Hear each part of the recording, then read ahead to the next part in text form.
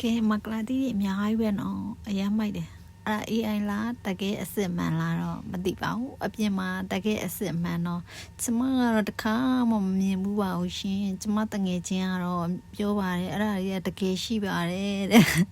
တင်မောပင်ဆိုလဲကြည့်လိုက်အောင်တင်မောပင်စိုက်တဲ့နေရာတွေမှာဆိုအဲ့လိုမျိုးထင်တယ်နော်ကိုကတော့ TikTok တို့ Facebook မှာတက်လာတဲ့အဲ့လိုမျိုးနဲ့နေချအပင်လေးတွေကိုလိုက်ကြည့်ဖြစ်တာများတယ်တမောတီးဆိုလဲကြည့်အများကြီးပဲတမောတီးကိုခူးပြီးတော့တောက်စားခြင်းတကယ်အပြင်မှာရှိတယ်ဆိုအဲ့လိုမျိုးလေးသွားကြည့်ခြင်းရှာဖူးခြင်းတယ်ဒါတော့တရက်သီးပင်ဖြစ်ပါတယ်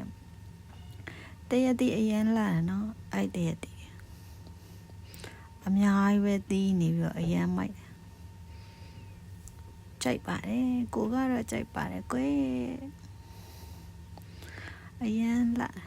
အဲ့ဒါပန်းရောင်ဆွဲနေတော့じゃပန်းဆွဲသီးလို့ခေါ်မှာပေါ့နော်အဲ့တရက်သီးကိုဘယ်လိုခေါ်လဲတော့မသိပါဘူးကွယ်